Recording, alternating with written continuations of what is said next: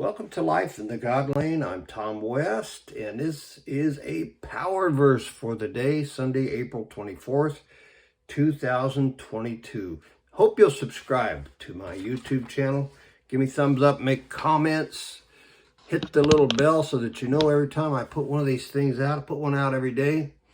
Give me thumbs up, make comments. Help me get this out to as many people as I can. I call this message the source of creation. It's from the Gospel of John, chapter 1, verse 3. Where did the world come from?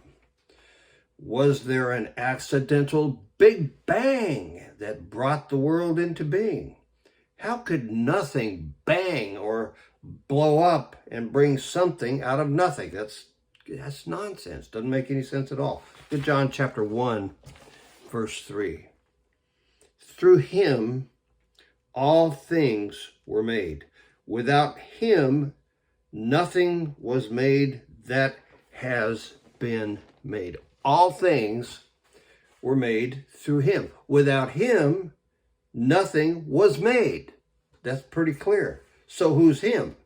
Well, in John 1:1, it defines him, two verses earlier. Him is the Word who was in the beginning, who was with God, and who was God in the beginning. The Word brought everything into creation. The Word made all things. Nothing was made without the Word. So the Word spoke creation into existence in 6 days. And we have the history of that. It's in the first chapter of Genesis. This is the history of the Word bringing creation into existence in 6 days. And here's a summary of that history. Day number 1, Genesis 1, verse 3. And God said, "Let there be light," and there was light.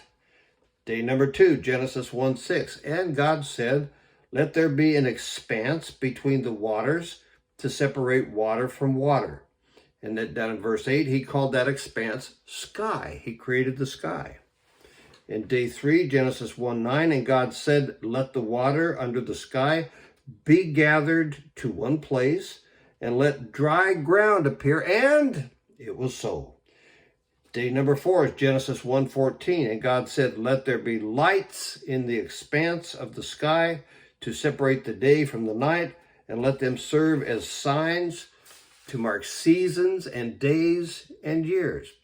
And that happened.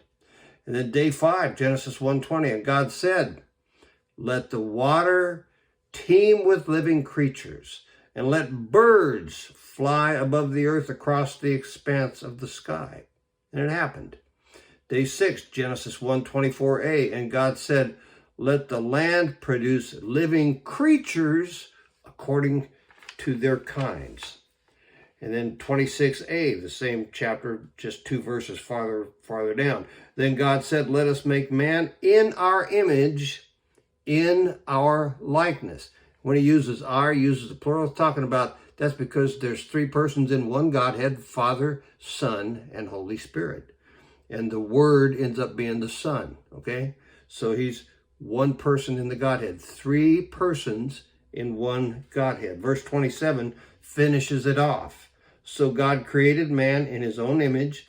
In the image of God, he created him, male and female, he created them. And then we jump down to John chapter 1, verse 14, which we did in the last message.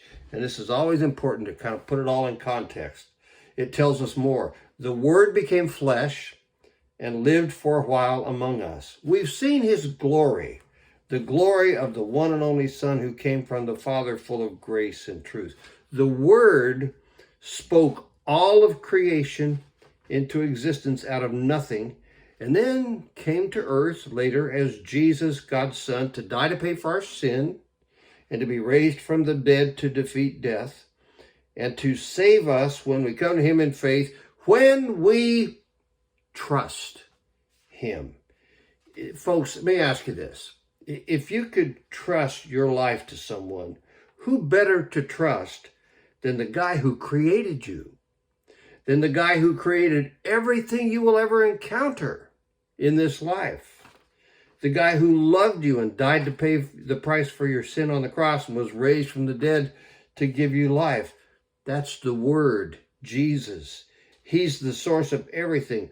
Who better to trust than Him who provided, who made you and everything you'll ever run into, and who died to pay for your sin, was raised from the dead to give you life, and who will take care of you. Trust Him.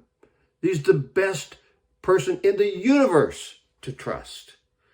Creator God in the flesh, Jesus. Trust Him. You can do it. I will talk to you tomorrow.